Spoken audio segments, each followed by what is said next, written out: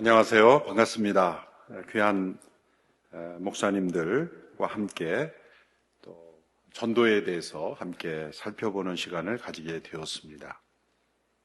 제가 오늘 말씀드릴 주제는 이제 맞춤 전도라는 제목인데요. 이 내용은 온누리교회에서 2000년도부터 제가 전도 사역을 담당할 때 개발한 전도 철학입니다.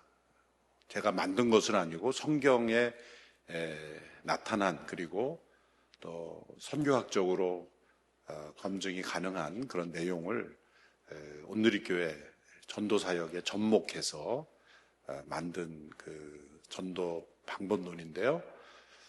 일단 어떤 그 구체적인 전도 방법 이전에 전도 철학, 그 이전에 성경적인 근거를 먼저 여러분들과 함께 나누고자 합니다.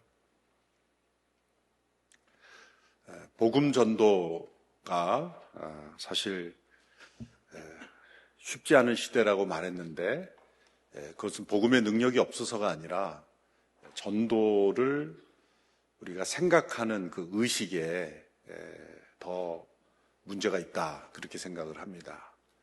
왜 전도는 불편한 단어가 되었을까? 사실 솔직히 저도 전도사 때, 목사 안수 받기 전에 전도사 때 가장 부담이 되었던 단어가 앞에 전도입니다. 그래서 목사 안수를 받을 때 솔직히 목사가 된다라는 그러한 어떤 그 감격도 있었지만, 마음 한 구석에 숨어있던 생각은 이제 전도라는 타이틀이 나로부터 좀 자유로워지는구나, 그런 생각이 은근히 있었던 것이 사실입니다. 그런데 제가 이제 통합적 신학교를 졸업하지 않았기 때문에 안수를 받아야 되는데, 다른 교단에서 안수를 이제 목사님들이 어떻게든 주고 싶은데 줄 수 있는 방법이 뭘까 이렇게 생각해 봤더니, 전도 목사로 그 노회에서 안수를 주는 길밖에 없다.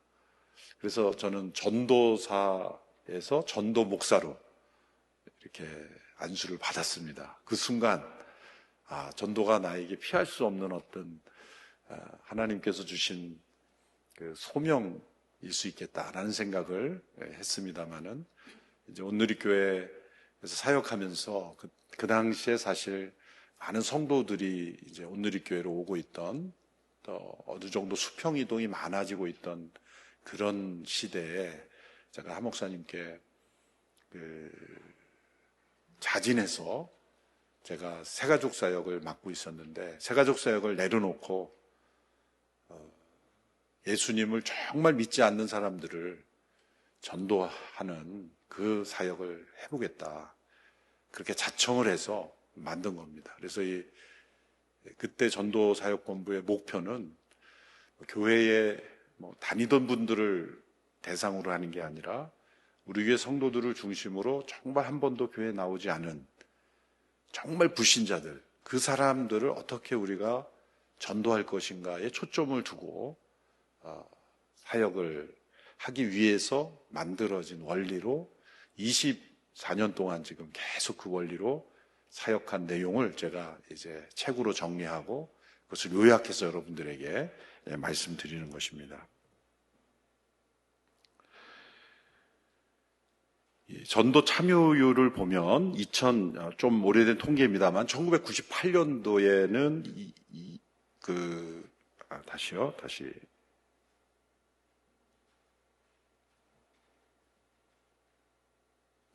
1998년도에는 23.5%였던 전도 참여율이 2017년도에는 13.9%로 하락했습니다.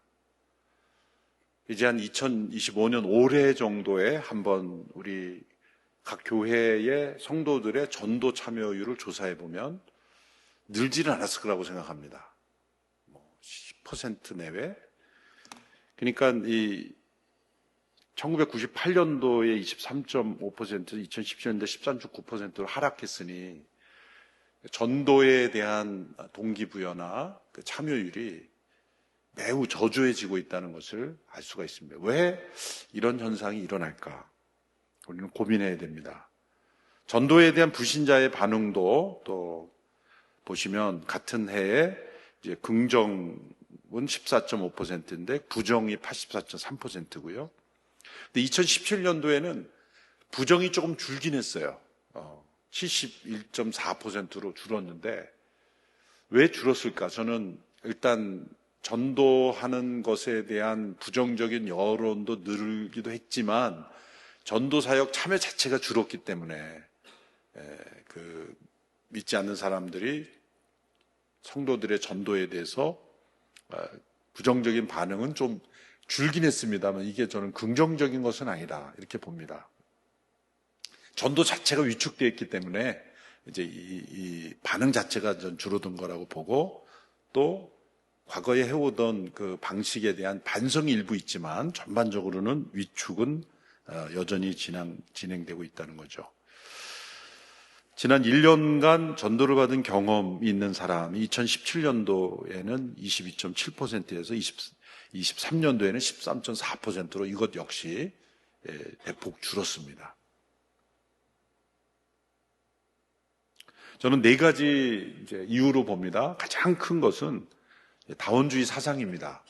그러니까 우리 젊은이들 전도가 어렵다, 차세대들 주일학교가 어렵다라고 하는 것은 근본적으로 이 다원주의 사상이 교육계, 사회를 비롯해서 전반으로 이제 퍼져나가고 있는 것이죠. 대표적으로 기독교사에서도 성경을 못 가르치게 돼 있죠. 왜? 가치 중립적이어야 된다. 또 종교 편향이 있어서는 안 된다. 다 이 종교다원주의화된 그 시대의 흐름에 정부 정책에 다 반영이 돼서 제가 어제도 하루 종일 우리 사학번 미션 네트워크에서 이 기독교 사학의 자율성을 확보하려고 어제 아침부터 저녁까지 함께 모여서 교육부 관계자들, 국회의원들 이런 분들하고 씨름하면서 호소하고 있는 이유가 바로 이것입니다. 그래서 이런 다원주의 사상이 이제 전반적인 시대의 흐름이 되고 있기 때문에 우리의 전도 사역이 이것을 뛰어넘지 못하고 있는 거예요. 대표적으로 이런 주장이죠. 이제 다원주의 사상은 가치와 사실을 구별하지 않습니까? 그래서 우리는 성경이 하나님의 말씀, 사실, 역사적 팩트로 보지만 사회에 나가면 그거는 당신들이 옳다고 주장한 하나의 가치일 뿐이지 모든 사람들이 받아들여야 될 진리는 아니다. 그러므로 학교에서는 성경을 가르치지 마라. 미국은 이미 케네디 대통령 때 모든 미국의 공립학교에서 기도하고 말씀을 가르치던 것을 금지했죠. 미국의 케네디 대통령 때 이루어진 것이 사실 우리나라는 몇십 년 후에 된 것이고 최근에는 완전히 금지되어 있죠. 이 종교다원주의, 소위 종교다원주의로 나타나는 포스트 모더니즘의 핵심 명제는 두 번째 문제입니다. 모든 사람이 절대적으로 받아들여야 될 진리는 존재하지 않는다. 이것이 포스트 모더니즘의 뿌리와도 같은 핵심 명제입니다. 여러분, 이 명제에 숨겨진 거짓말이 무엇입니까? 모든 사람들이 받아들여야 될 진리는 존재하지 않는다. 이 명제 속에 숨어있는 거짓말을 우리가 간파해야 됩니다. 그것은 모든 사람이 받아들여야 될 진리는 없다고 하면서 이 문장은 절대적이라는 거예요. 좀 점심 드시고 약간 졸음이 오시기 때문에 잘 이해가 되시지 않는 분들도 있죠. 모든 사람이 절대적으로 받아야 될 진리는 없다고 하는데 이 명제는 절대적이라는 거예요. 자기네들이 이 주장은 절대적이라고. 그럼 이 주장도 절대적이지 말아야죠. 그렇죠? 그런데 이 주장은 절대적이라고 주장하는 것이 거짓말이라는 거예요. 그러므로 이 포스트 모더니즘은 굉장히 거짓에 기초한 사상인 겁니다. 그러나 이런 시대에 우리가 흐름 속에서 오직 예수님만이 구원의 길이라고 외치는 것, 또 성경이 절대적인 진리라는 것을 주장하는 것에 위축되어서는 안 된다. 레슬리 뉴비긴이라는 선교사이자 선교학자는 오히려 적극적으로 이런 주장을 하는 사람들을 도리어 적극적으로 우리가 복음 전도의 기회로 만들어 가야 한다. 왜? 이러한 주장은 이 종말이 다가올수록 더 견고해지면 견고해졌지 뒤로 물러서지는 않을 것이다. 이 시대, 이런 시대 속에서도 우리가 복음을 전할 수 있다는 것을 보여주어야 한다. 사실 선교사님들은 언어도 통하지 않고 문화도 다르고 또 무속과 우상에 가득한 그 속에 들어가서도 복음을 전하잖아요. 그런데 우리가 이런 다원주의화된 이 시대 속에서 이것이 어렵다고 해서 뒤로 물러서는 되겠습니까? 라는 거죠. 두 번째는 이 복음이 문화의 옷을 입고 전해진다는 것을 간과하기 때문입니다. 오늘 이 시대의 MZ세대에게 복음을 전할 때는 MZ세대에 맞는 옷을 입고 복음을 전해야 되는데 과거에 7, 80년대에 복음을 전했던 문화의 옷을 가지고 오늘 이 시대의 MZ세대의 복음을 전한다면 절대로 적용되지 않을 것이다.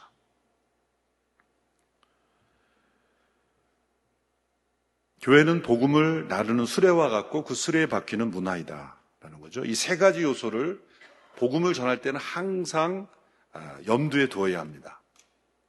교회는 복음을 전할 때 항상 문화의 옷을 입혀서 복음을, 우리에게도 복음이 주어질 때, 최초의 신약성경이 쓰여질 때 예수님은 유대인으로 오셨고 유대 문화의 옷을 입고 복음이 전해졌고, 그 당시에 예수님의 비유라든지 교훈들 다 유대 문화 속에서 우리에게 복음이 전해진 거죠. 그러니까 유대 문화를 그대로 전하면 안 되고 우리는 그것을 해석을 통해서 그 또 다른 문화의 복음을 전하는 그런 복음이 전해지는 그런 방식을 취해야 되는 겁니다. 만일 이 세 가지 요소 중에서 복음을 빼고 문화와 교회만 있다면 걸 우린 자유주의라고 말할 것이고, 교회와 복음은 있는데 문화가 없다면 그것은 근본주의라고 말할 수가 있습니다. 그래서 교회가 문화와 복음의 양요소를 함께 이해하고 문화의 옷을 입혀 복음을 전해야 된다는 것을 깨달을 때 우리는 복음주의라고 말할 수가 있습니다. 교회는 문화의 옷을 입지 않은 복음은 존재할 수 없다는 것을 자각해야 하며, 복음이 하늘에서 뚝 떨어진 것이 아니라 특정한 문화의 언어와 생활 방식으로 표현된 복음이라는 것을 우리는 이해해야 합니다. 세 번째 위기는 일방적 외침이기 때문에 잘 들리지 않습니다. 여기서 제가 죄송합니다만 CCC 사형리와 제임스 케네디의 전도 폭발을 하나 예로 들어보겠습니다. 제가 2000년도에 온누리교회에서 이 맞춤 전도 사역 시작할 때 박성민 목사님이 그 강의를 들으셨어요. 그래서 전국 CCC 간사 수련회 때 저를 강의를 초청하셨어요. 그래서 지금은 조금 내용을 제가 보완했습니다만 그때 아주 설익은 강의로 사형리를 엄청 제가 사형리 방식에 국한해서는 안 된다는 것을 제가 엄청 도전했어요. 근데 그걸 전국 간사 수련회 때 저를 강의를 세운 거예요. 얼마나 훌륭하신 분이에요. 네? 그때 내 논리는 이거예요. 사형리 내용이 잘못됐다가 아니라 저도 중고등학교 때 사형리로 전도 훈련을 받았습니다. 지금도 기억해요. 그 간사님께서 어떻게 훈련했냐면 2사람씩 짝을 지어라. 그래서 길 가던 사람이 있으면 양쪽으로 포위해라. 그래서 가까이 가서 움직이려고 움직이지 못하게 어깨로 밀어라. 그리고 사형리를 읽어주기 시작하면서 무슨 말을 하려고 그러면 다 듣고 질문하십시오. 그렇게 얘기해라. 정말 제가 그 방법대로 그대로 했더니 꼼짝 안 하고 들었어요. 물론 영접하느냐 아니냐는 두 번째 문제고. 그게 통하던 시대가 있었어요. 놀랍지 않습니까? 그러니까 1960, 70년대만 해도 사형리를 두고 가서 캠퍼스에서 앉아가지고 양쪽 포위해가지고 벤치에 앉아서 사형리에 대해 들어보셨습니까? 못 들어봤는데 들어보십시오. 그리고 이제 근데 이건 뭡니까? 나중에 질문하십시오. 그리고 이제 그렇게 해도 사람들이 그런가요? 그리고 들었던 시대가 있었던 거예요. 요즘 캠퍼스에서 2명씩 짝지어서 어깨를 밀면서 들어보셨습니까? 했더니 추행자로 바로 고소됩니다. 시대가 바뀌어도 너무 바뀐 거죠. 이미 20년 전에 바뀌었어요. 그래서 제가 도전한 거예요. 사형리의 내용은 퍼펙트는 아니지만 정말 복음의 핵심을 잘 요약한 거다. 그런데 네 가지 원리를 잘 설명해서 예수님을 영접하는 사람이 있다고 나는 생각을 한다. 그런데 그 방법이 사형리 주황색이잖아요.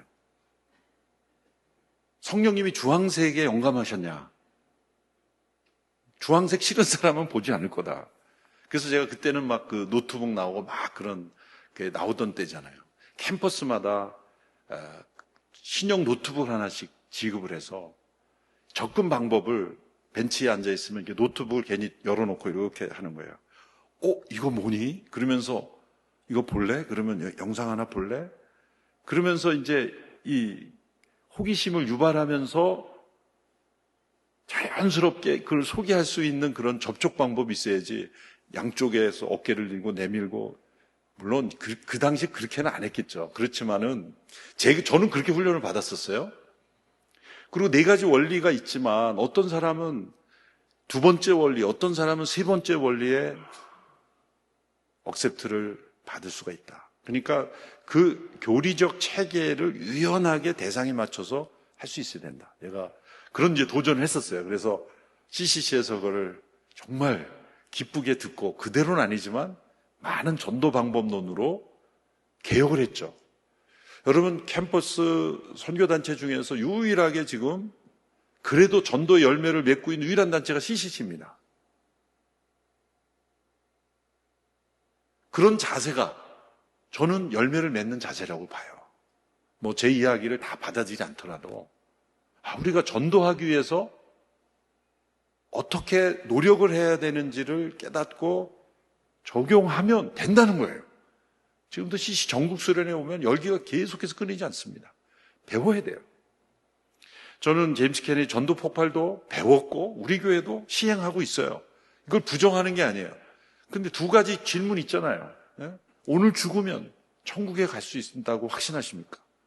그런데 지금 병실에 가서 지금 그래도 하루라도 더 살아보려고 기도하고 있는데 오늘 죽으면 천국에 갈 수 있습니까?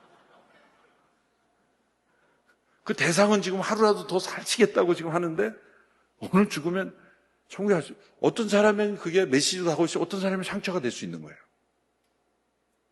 그러니까 제가 말씀드리는 건 그 내용이 문제가 아니라 그 대상의 포장을 잘 해야 된다는 말씀을 드리는 거예요. 그런데 포장 없이 기계적으로 복음을 전하려고 할 때는 우리는 조직신학적으로 잘 설명하면 복음을 잘 전했다고 말하지만 사실 예수님을 영접할 때는 어느 한 단어, 어느 한 이야기, 또 그 사람의 접근 방법, 태도, 이러한 것에 있어 영향을 많이 받습니다. 여러분 예수님 믿을 때 복음의 체계를 조직신학적으로 명확하게 깨닫고 예수 믿는 사람이 몇 사람이나 될까요? 대개는 어떠한 성령님의 깨우침에 의해서 부딪힘에 의해서 하는데 복음을 전하는 사람들의 진정성, 태도, 자세부터 마음을 열어야 되는 거죠. 그러한 부분이 보완돼야 된다라는 말씀을 드리는데 일방적 외침은 잘 들리지 않습니다. 이건 제가 진짜 체험한 얘기인데 여러분 요즘은 이제 그런 분들이 많이 없어져서 다행이긴 합니다만 제가 그 지하철 타고 진짜 아침에 자고 있었는데 대학생 때였어요. 조금이라도 더 자려고 그 지하철 그 칸에 있는 사람이 거기다 자고 있었어요. 근데 문이 열리더니 회개하라 천국이 가까웠느니라. 그러면 지금은 자다가 깰 때라. 그런 거예요. 나도 예수 믿지만 지금 곤히 자고 있는데 자다 깰 때라 그러니 안 깨고 있는 사람한테 자다가 깰 때라.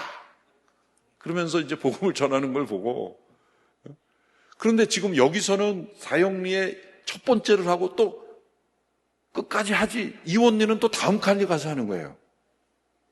그런 방식, 일방적 방식이 얼마나 많은 거부감을 가져다 줬습니까?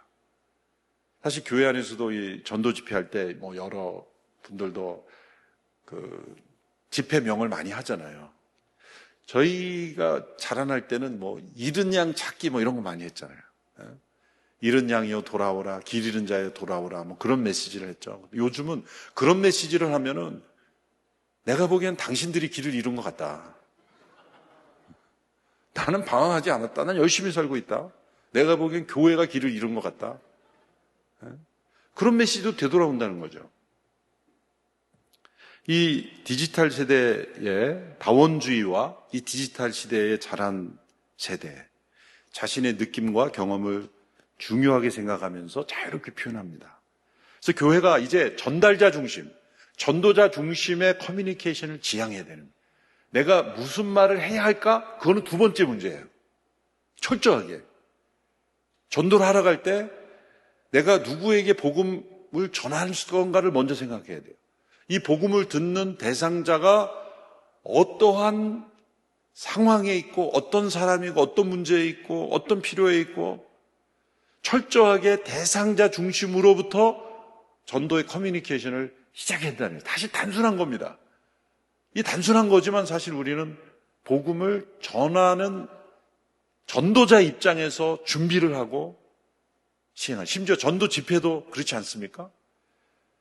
그 집회에 온 불신자들이 어떤 사람이고 어떤 문제와 어떤 고민을 가지고 있는지를 철저하게 조사하고 고민하고 그들로부터 복음의 메시지를 준비하지 않고 그저 내가 깨달은 것, 은혜롭다고 생각하는 것을 중심으로 복음을 전하는 거예요. 그래서 이제 복음 집회, 전도 집회할 때 선교학계에서 이런 이야기가 있죠.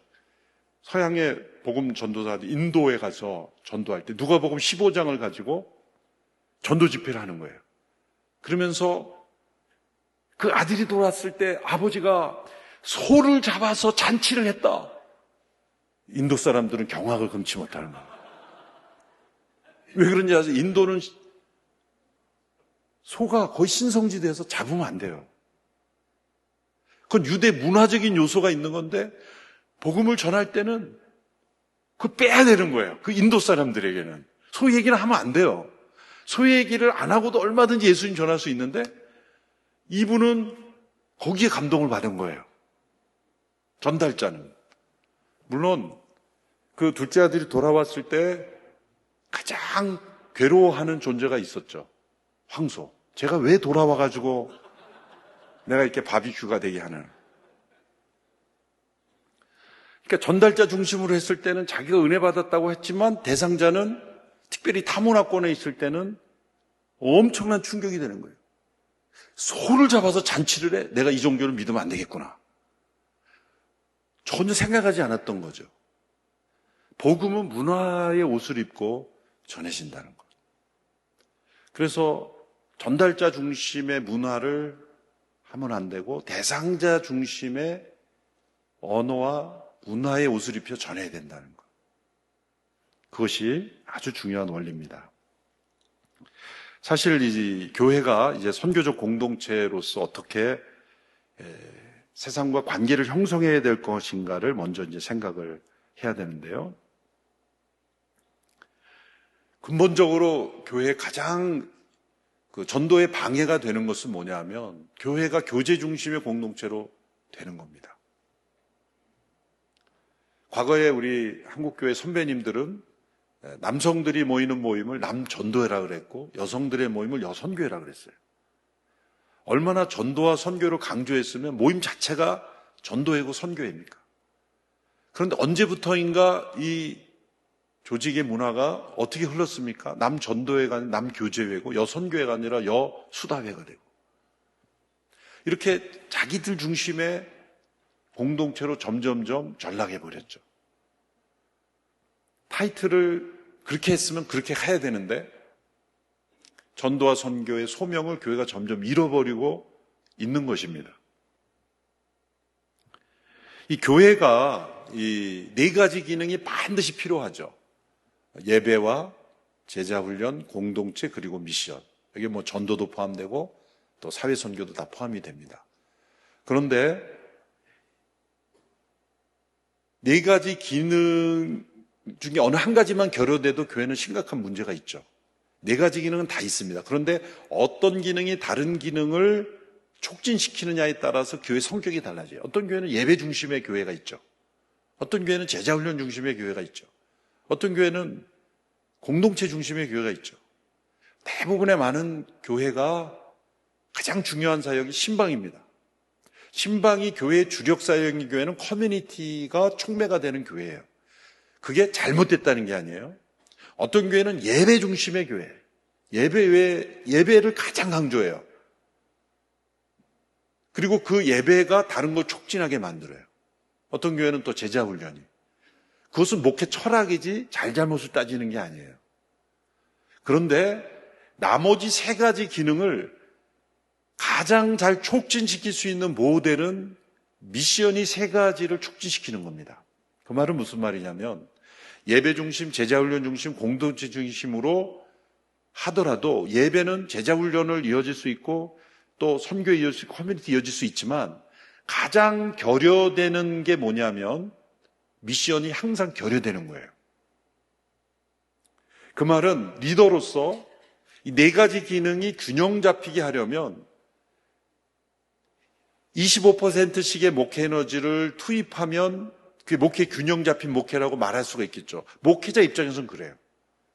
그런데 성도 입장에서 내려가면 어떻게 되냐면 자연스럽게 커뮤니티로 한 70% 이상이 갑니다.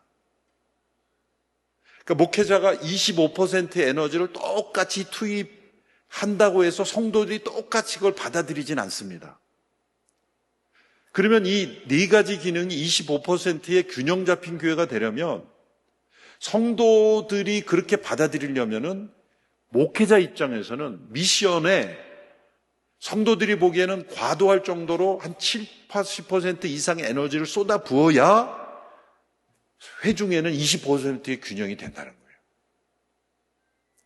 그러니까 목사님들이 전도와 선교에 대해서 강조하고 그것을 앞장서서 실행하고 실천하고 성도들에게 드라이브를 걸지 않으면 성도들은 이쪽은 완전히 블랭크가 돼버립니다. 그럼 예배도 드리고 제자훈련도 하고 커뮤니티 하지만 우리만의 교회가 되는 거죠.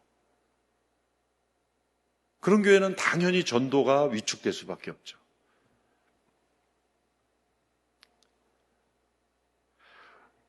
이제 정의로 들어가 보겠습니다. 이러한 배경 속에 맞춤 전도란 뭐냐? 아까 말씀드렸는데 포스트 모더니즘의 부정적 측면이 분명히 있죠. 절대 진리를 부정하고 모든 것을 상대화하고 그런데 거기에서도 긍정적 측면이라고 볼 수 있는 부분이 있다. 왜냐하면 참여적인 것, 그 다음에 나 중심적인 나의 문제를 이해해야 되고 또 나를 알아줘야 되고 이런 부분, 그런 부분을 오히려 이용해서 복음을 생활원으로 전도하는 것입니다. 그래서 그 밑에 정의를 이렇게 내렸습니다. 전도 대상자의 필요와 복음의 접촉점을 정확하게 발견하여 복음을 생활언어로 전하는 전도 패러다임이다. 제가 만들어 본 것입니다. 두 가지죠. 필요와 접촉점을 정확하게 발견해서 전하는 것이다. 가장 중요한 것이 그래서 대상자의 필요를 깊이 이해하는 것입니다. 제가 도표를 만들어 보았는데요. 제1위는 메신저, 복음을 전하는 전도자입니다. 혹은 전도하는 교회입니다. 그 전도자가 전하는 메시지가 있죠. 그리고 그 전도자가 쓰는 메소드, 방법이 있어요. 근데 이 세 가지가 다 어디에 초점을 맞춰야 되냐면 대상자의 필요에 맞춰야 된다는 거예요. 그래서 메신저, 메시지, 메소드가 대상자의 필요에 모두 들어맞을 때 전도의 효과는 극대화된다. 그런데 대개 보면 이 세 가지가 다 이제 파편적으로 다르게 적용될 수가 있어요. 대상자의 필요에 맞지 않는 방법, 맞지 않는 메시지, 이런 모든 것이 이제 그 전도의 효과를 반감시킬 수 있다는 거죠.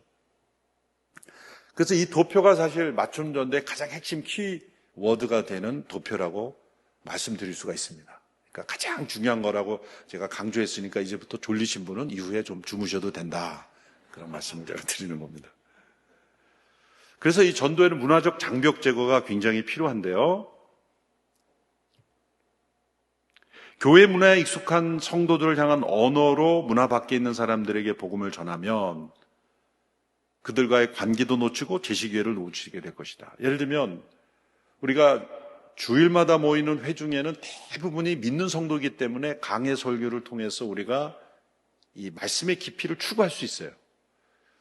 그런데 예수님을 처음 믿는 성도들을 전도하기 위해서 모인 분들을 모셔다 놓고 예를 들어서 우리가 익숙한 찬양을 부르고 설교를 할 때 여러분 모리아의 아브라함의 헌신을 기억하시기 바랍니다. 이렇게 얘기하면 모리아가 경상도에 있는지 전라도에 있는지 그러니까 전혀 믿지 않는 사람들은 지금 이 우리가 익숙한 언어에 완전히 문외한인 거죠. 구속이라는 단어, 우리가 익숙하게 쉽게 쓰는 속죄라는 단어도 그렇고 이분들에게는 그게 들리지 않는 딴 얘기가 되는 거예요. 미국에서 시커 서비스 센서티브, 시커 센서티브 서비스 혹은 그냥 시커 서비스라고 윌로 크릭을 중심으로 했지만은 사실은 그때 말하는 이 시커라는 것은 사실 미국적 배경이었거든요. 그러니까 미국은 이미 기독교가 거의 문화가 형성되어 있지만 교회를 안 나오는 사람들이 굉장히 많아진 시대에 나는 예수님은 믿지만 교회는 싫다 라고 하는 그러니까 신앙의 비본질적인 것으로 인해서 상처받고 오해하고 있는 사람들을 벗겨주기 위해서 사실 시커라는 단어가 등장한 겁니다. 그러니까 저는 이 시커 서비스, 저도 제가 안수받은 교단에서 목사 온누리교회 그때 속해 있었지만 목사 안수를 받는 논문 제목이 뭐냐면 열린 예배를 비판하라. 논하라가 아니라 비판하라. 그런 제목이었어요. 그래서 안수는 받아야 되니까 비판해서 받았습니다.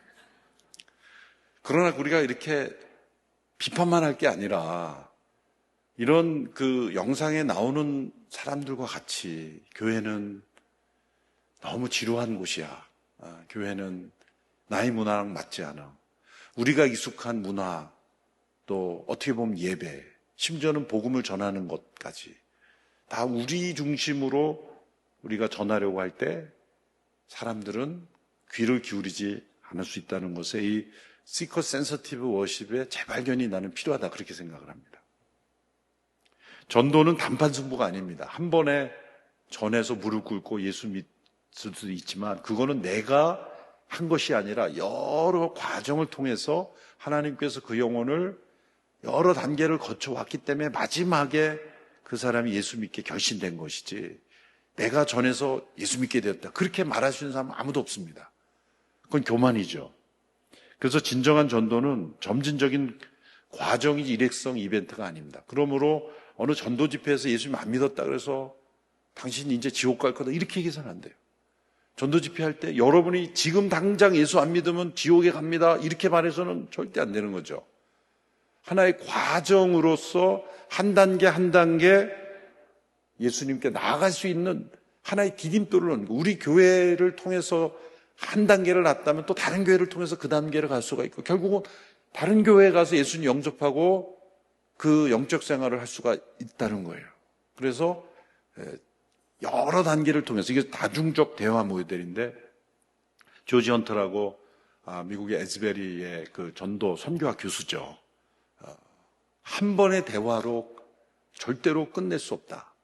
만일 내가 복음을 전해서 그 사람이 예수 믿었다면 여러 번의 구도의 과정이 있을 것이고 하나님께서 만나게 하신 역사가 있을 것이다 라는 거죠.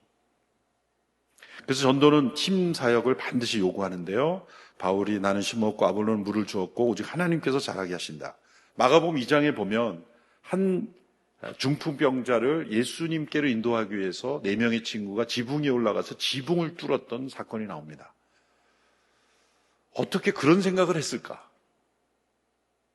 나중에 데려올 수도 있었을 텐데 꼭 지금 지붕을 뚫었어야만 했는가? 그런 생각을 하게 만든 것이 무엇이냐?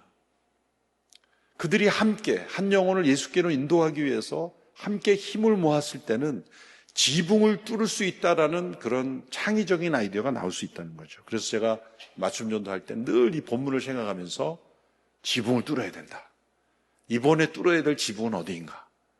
그런 생각을 가지고 계속 임했던 기억이 납니다.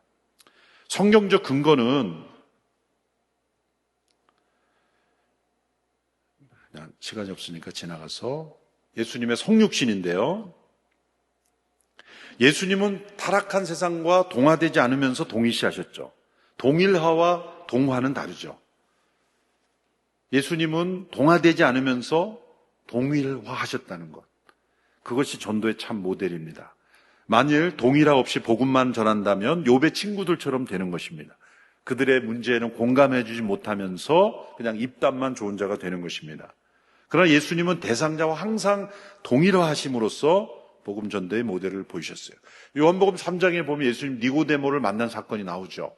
니고데모에게는 하나님의 나라에 대해서 말씀하셨어요. 라삐여, 당신이 하나님께로 오신 선생인 줄 내가 압니다. 하나님이 함께 하시지 않으면 할 수 없는 일을 합니다. 그랬더니 예수님은 단도직입적으로 내가 거듭나지 않으면 하나님 나라에 들어갈 수 없다 말씀하셨어요. 내가 이스라엘의 선생으로 이걸 알지 못하느냐 책망하셨습니다. 그런데 한 장 뒤에 요한복음 4장에 보면 우물가의 여인을 만날 때 예수님이 이렇게 말씀하지 않으셨어요. 내가 거듭나지 아니하면 하나님 나라에 들어갈 수 없다. 그런 말씀 안 하셨잖아요. 물을 좀 달라. 접촉점은 물이었어요. 그 여인은 물을 길어왔고 나도 목마르니 물을 달라. 당신이 유대의 남자로서 어떻게 사마리 여인에게 물을 달라고 하냐? 내가 물을 달라니가 누구인지 알았으면은 그렇게 대화를 끌어가시죠. 결국 예수님이 이 여인에게 주신 복음의 메시지는 무엇입니까? 하나님은 생수의 근원이십니다. 그 메시지를 전한 거예요. 나는 너에게 생수를 주는 존재이다. 예수님은 여인에게 철저하게 물이라는 모티브를 가지고 처음부터 끝까지 복음을 전했어요. 이 여인이 너의 현재 5명의 남편이 있고 현재 있는 남자도 남편이 아니라니까 당황해서 예배 장소로 이렇게 대화의 내용을 돌리지 않습니까? 유대인들은 예루살렘에서 우리 사마리아는 그리심산에서 예배하는데 당신은 어떻게 생각합니까? 이걸 화제를 돌린 거죠. 근데 화제를 돌렸지만 정곡을 예수님 찌른 거죠. 참으로 참된 예배, 너의 목마름은 어디에 있느냐? 너가 참된 예배자가 아니기 때문이다. 결국은 우리의 인생의 목마름은 헛된 것을 예배하고 있기 때문이다. 그러므로 참된 하나 아버지를 예배하는 것이 우리의 인생의 목마름을 해결하는 것이다. 예수님은 결국 주제로 다시 되돌아오셔서 여인에게 물이라는 주제로 복음을 전하셨어요. 니고데모에게는 하나님의 나라라는 거듭남이라 하나님의 나라라는 신학적 주제로 복음을 전하셨다면 여인에게는 물로 그리고 인생의 목마름으로 전하셨어요.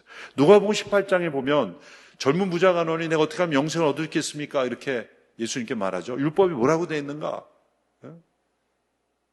이렇게 되어 있습니다. 그걸 지키라. 제가 다 지켰습니다. 너의 가진 재산을 다 팔고 나를 쫓으라 그랬더니 근심에 돌아갔죠. 그런데 그 다음 장에 나온 19장에 보면 삭개오는 내가 너의 친구가 되어주겠다. 내가 너의 집에 머물러야 됐다 그랬죠. 주변 사람들이 수군거렸죠. 내가 너의 친구가 되게 너의 집에 머무르겠다는 말씀은 내가 너의 친구가 되고 싶다는 말씀이에요. 주변 사람들이 수군거렸잖아요. 보면 이 메시지가 바뀐 것 같지 않습니까? 젊은 부자 간원에게는 내가 너희 집에 좀 머물러야 됐다 하면은 예수님 참 경건하고 반듯한 관원집에 머무심이 어울립니다. 또 삭개오에게 사람들이 기대했던 메시지는 뭡니까? 너의 가진 재산을 다 팔아 가난한 사람에게 주고 나를 따르라. 부정한 재산 다 팔아라. 그걸 기대했는데 너희 집에 머물러야 되겠다 그랬어요. 인간적으로 볼 때는 메시지가 바뀐 것 같아요. 그런데 예수님은 정확하게 맞춤 메시지를 전한 거예요. 젊은 부자는 겉으로는 경건한 점 같았지만 속이 돈이 우상이었고 삭개오는 겉으로는 돈이 우상이어 같았지만 속이 외롭고 허무하고 가난한 상태에 있었던 거예요. 그래서 예수님은 그 나타나는 직업과 그 사람의 상황을 뛰어넘어서 그 사람의 내면에 있는 그 문제, 상황을 보시고 복음을 전하셨다는 것. 이것이 예수님의 모든 대화의 내용은 똑같은 대화의 내용이 한 번도 없다는 거예요. 그러니까 우리가 자영리라든지 전도폭발처럼 만나는 사람마다 동일한 내용으로 기계적으로 복음을 전하는 것이 아닌 대상자의 지금 어떤 문제, 어떤 고민, 어떤 상황인지를 깊이 기도하는 가운데 성령 인도함을 따라 그들에게 맞는 메시지를 전해야 된다는 것을 제가 말씀드리는 거예요. 사복음서 자체가 예수 그리스도와 하나님 나라 이야기를 네 개의 상황에 상황한 것 아닙니까? 각기 고유한 대상을 향해서 다른 관점에서 복음을 전한 맞춤 메시지입니다. 바울의 전도 철학은 더 분명하죠. 우리 같이 한번 읽어볼까요? 고린도전서 9장 21절 22절 시작. 율법 없는 사람에게는 내가 하나님께는 율법 없는 자가 아니요 도리어 그리스도의 율법 안에 있는 자이나 율법 없는 자와 같이 된 것은 율법 없는 자들을 얻고자 함이라. 약한 자들에게 내가 약한 자와 같이 된 것은 약한 자들을 얻고자 함이요 내가 여러 사람에게 여러 모습이 된 것은 아무쪼록 몇 사람이라도 구원하고자 함이니. 여러 사람에게 여러 모습이 된 것, 이것이 바울의 전도 철학이었습니다. 율법 없는 자, 곧 이방인들에게는 율법의 내용을 언급하지 않습니다. 또 율법 있는 자, 율법 아래 여전히 있는 자에게는 약한 자가 바로 그런 이들이죠. 약한 자와 같이 됐다는 거예요. 그들을 입장을 배려했다는 거죠. 그 대표적으로 그 사도행전에 나타난 사도 바울의 두 개의 설교를 비교하면 압니다. 사도행 13장에서 비시디 안디옥의 회당에서 복음을 전할 때는 그는 철저하게 구약을 인용합니다. 약속의 구약의 예언의 성취로서 오신 예수님을 철저하게 증거하고 구약과 신약과의 관계에 초점을 둡니다. 그런데 17장에서 아레오바고 광장에서 복음을 전할 때는 구약을 전혀 인용하지 않습니다.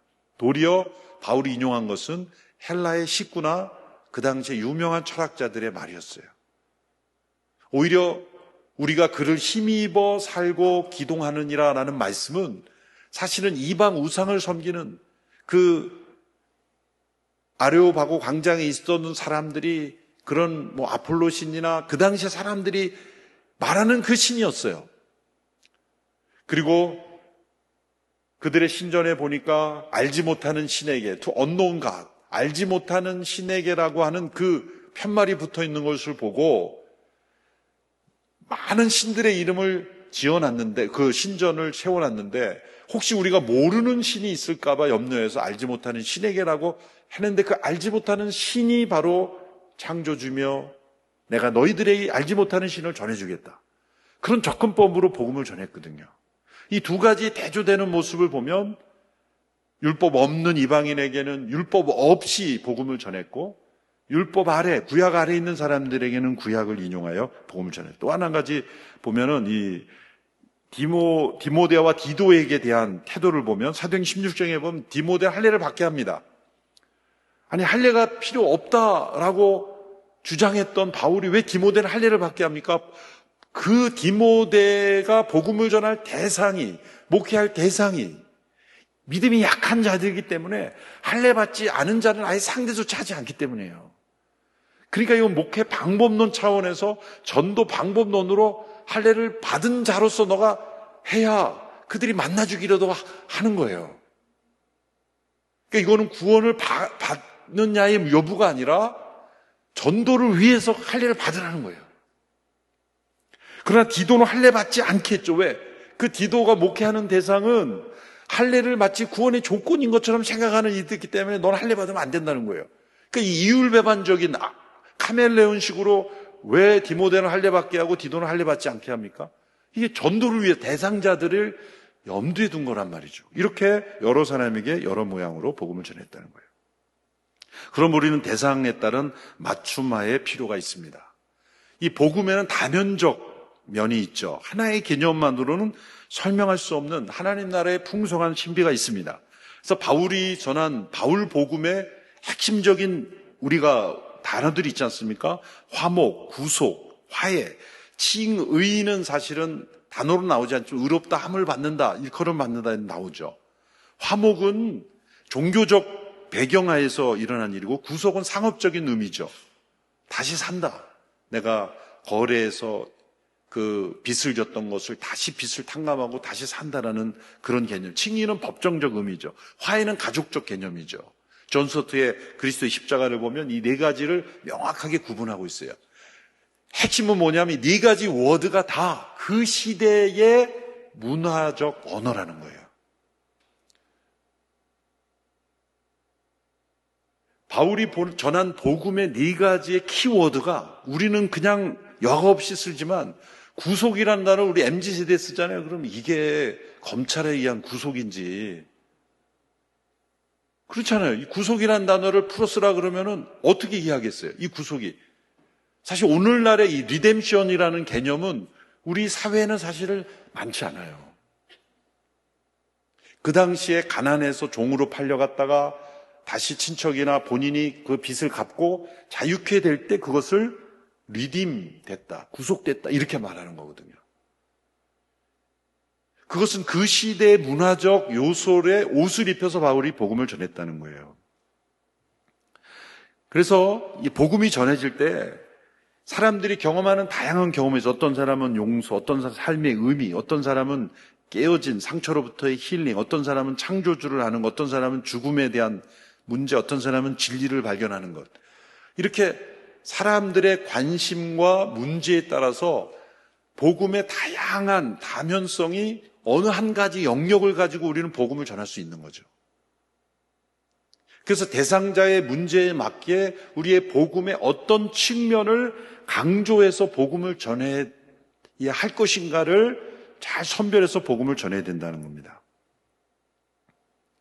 또 효과적인 복음이 전해지기 위해서는 우리가 참여, 선포, 설득 이 세 단계가 있어야 되고 시간이 없기 때문에 신학적인 근거로는 우리 하나님께서 인간의 눈높이에 자신을 맞추신 하나님 아닙니까? 그래서 칼뱅이 이 부분을 굉장히 강조했죠. 그래서 이 어코모데이션, 이 칼뱅이 어코모데이션이 신학의 중심이라는 논문을 제가 발견했는데 너무나 은혜를 받았어요. 하나님 우리 아버지이시고 부모이시고 교사이시다.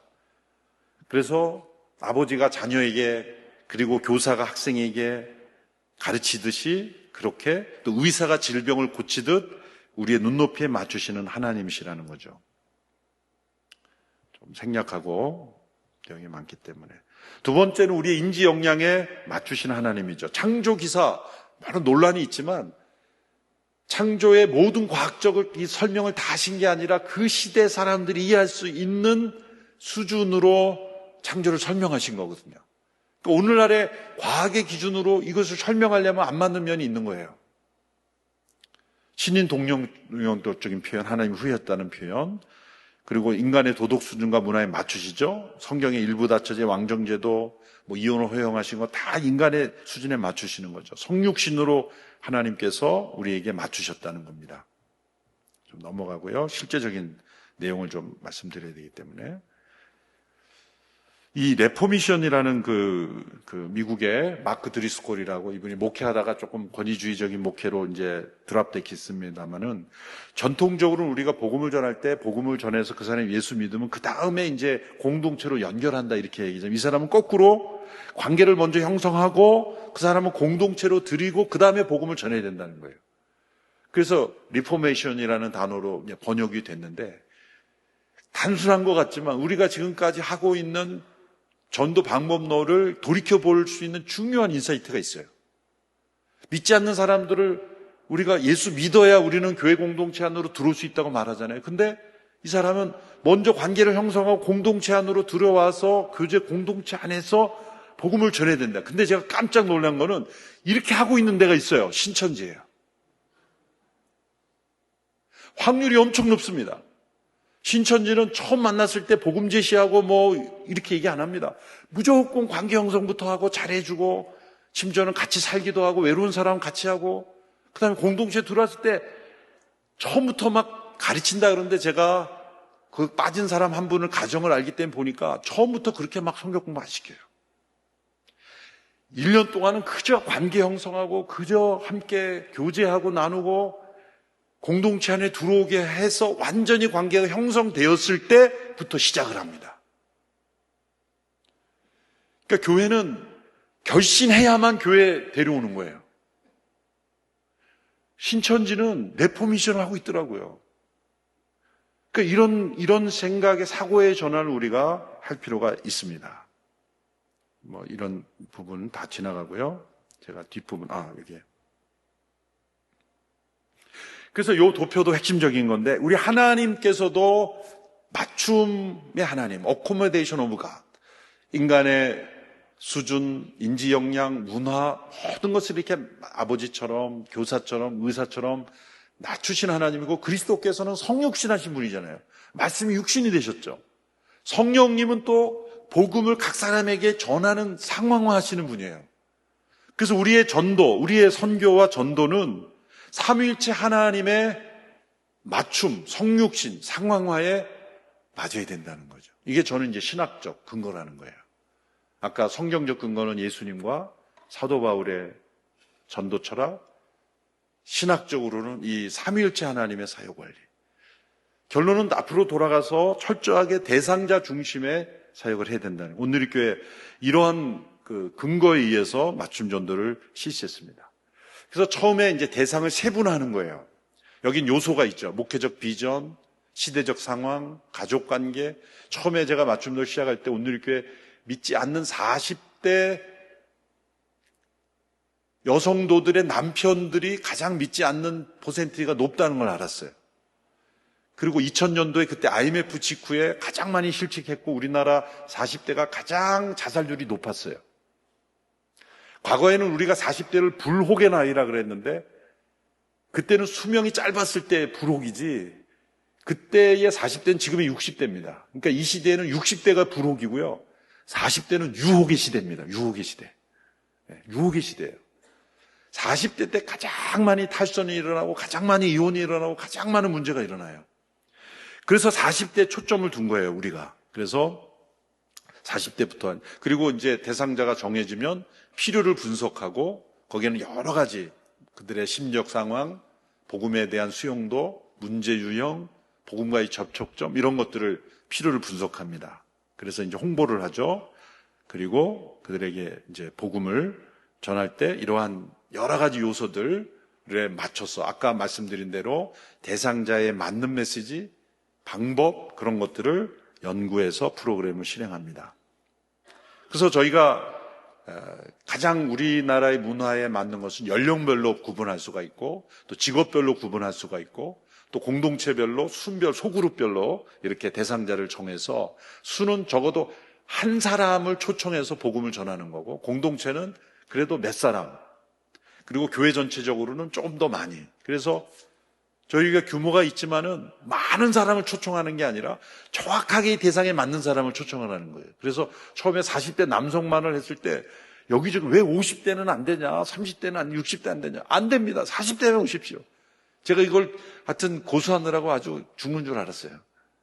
한 번도 안 해보니까 왜 40대만 하려고 그러냐, 다른 세대는 왜 버리는 거냐, 막 이러는데 40대 초점을 맞춰서 했는데 거기서부터 이제 출발이 된 거죠.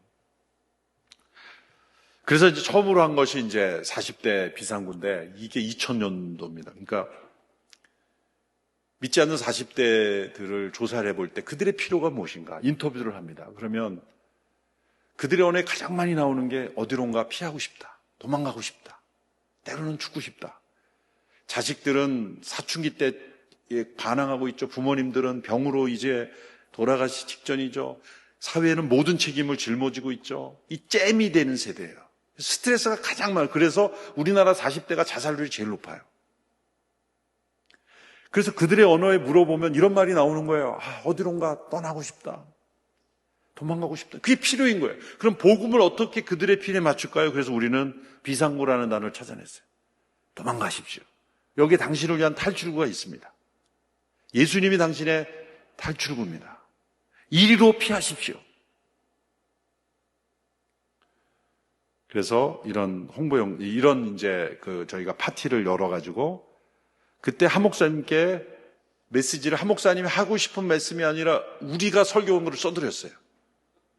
처음엔 당황하시더라고요. 안 됩니다. 꼭 이래야 되니? 그래야 됩니다. 그래서 40대를 연구한 근거를 가지고 복음을 전하도록 해서 본당에 이렇게 테이블을 하고 이제 복음을 전했습니다. 40대는 영상이 안 나오네요. 네. 그 60대, 이제 그 다음에 60대인데 60대는 은퇴 연령이잖아요. 사회에서는 다 은퇴했습니다. 누구도 알아주지 않아요. 그들의 가장 필요는 뭘까요? 나는 이제 쓸모없다. 사회가 알아주지 않는다. 나는 이제 내 무대는 없다. 그게 필요해요. 우리 은퇴한 목사님 아침에도 조찬 만났는데 은퇴한 순간 갈 데가 없다는 거예요. 교회 어디로 가지? 예? 늘 다녔던 곳이 다 끊어지는 거예요. 아, 이제 내 무대는 없어졌구나. 그게 은퇴 연령에는 가장 큰 아픔이고 누구에게도 얘기하지 못할. 그래서 어떤 분은 아내에게 어디 있는 것처럼 하고 그냥 계속 지하철 타고 돌아다니는 거죠. 그러니까 그분들에게 어떤 메시지를 전해질까? 이런 메시지예요. 세상에는 당신에게 다시 무대를 허락하지 않냐. 하나님은 당신에게 앵콜을 요청하십니다. 네. 그 다음에 이제 50대를 대상으로 해서는 브라보. 그때 지금 되신 분이 다 70대 중반입니다. 그때 50대 저희 장로님들을 모델로 해가지고 했는데 이제 용기를 점점 잃어버린 시대에 동창들을 초대한다는 의미고요. 30대는 이제 그 뭔가 해보려는 승부욕이 있을 때 챔피언. 그래서 돌아갈 때 선물로 장갑 하나씩 다 권투장갑 끼고 결신을 권투장갑 끼고 했습니다. 네, 그래서 다 지금 50대 중반에 그 저기가 됐죠. 여성들. 그다음에 이제 그 당시에 5566 그러니까 남자는 3, 40대로 끝나는데 10대로 끝나는데 여성들은 이렇게 중복이 되더라고요. 그러니까 30대 중반에서 40대 중반, 40대 중반, 50대 중반 연령 구분이 특이하게 그렇게 되더라고요. 그래서 55세에서 66세 그때 이 김혜자 권사님이 참 그 20년 전에 정말 소녀 같으신 분으로 모델을 했는데 해바라기라는 그 타이틀을 왜 잡았냐면 이제 대상자를 연구할 때 진짜 믿지 않는 분을 이제 모셔다가 인터뷰를 합니다. 그래서 한 2시간 정도 어떤 생각을 가집니까? 무슨 고민이 있습니까? 인터뷰를 하는데 제가 깜짝 놀란 게 요즘 무슨 고민 하시려고 했더니 우리 애가 말이죠. 아니 애 얘기 말고 본인 얘기를 해보시죠. 우리 남편이 말이죠. 아니 남편 말고 본인 얘기를 우리 손자가 말이죠. 본인 얘기를 할 줄 모르더라고요. 그때 깜짝 놀랐어요. 왜 그러지? 피하는 걸까 그런 게 아니라 이분들은 지금의 이제 80대 분들이죠. 자기 인생의 고민을 하지 않고 살았어요. 왜? 가족을 위해서. 그저 남편, 뒷바라지, 자녀 위해서 그냥 희생적으로 살다 보니까 자기 고민 자체가 뭔지 모르는 그런 질문을 처음 받아보는 거예요. 그래서 해바라기처럼 살았던 그 여인들을 초청합니다. 라고 해서 이 영상만 보고 마무리하겠습니다. 이 자막이나 이런 게 약간은 저긴 합니다. 이렇게 이제 여러 다양한 그 대상과 또 그 직업들, 금융인들, 또 대학 청년들, 이렇게 그 기러기 아빠들을 위해서 슈퍼맨이 된 아빠, 3시에 만찬 이거는 외식업 종사들 왜 3시에 만찬, 3시에 초대한 이유는 그분들이 쉬는 시간이 3시입니다. 그러니까 6시에 오라, 정오에 오라 그러면 못 오는 거죠. 근데 3시에 초대합니다 했더니 이분들이 우리를 이해하는구나. 이제 그런 겁니다. 이런 식으로 이제 저희가 해서 다 이제 마무리 지면 20년 동안 이 통계를 보면요. 이 20년 참석인은 25,600명. 진짜 믿지 않는 불신자들. 결신인원이 16,418명입니다. 결신자가. 우리 교회 나오는 분도 있고 나오지 않는 분도 있지만 이렇게 진짜 믿지 않는 사람들을 이 성경적 신학적 원리에 따라서 차근차근 연구해서 대상자 중심으로 이거는 온누리 교회나 가능하지. 저는 그렇지 않습니다. 제가 이 강의를 2000년 초반에 했을 때 저교는 지금도 열심히 하고 있는 교회는 놀랍게도 전도 열매를 맺습니다. 이 원리는 규모가 적을수록 효과가 있어요. 한 명을 놓고 맞춤으로 했을 때 얼마나 효과가 있을까요? 그래서 한 영혼을 놓고 우리가 교회 전체가 그분의 필요에 맞게 복음을 준비해서 최선을 다해서 전하면 저는 훌륭한 열매가 있을 것이다 생각을 합니다. 시간이 약간 오버돼서 죄송합니다. 감사합니다.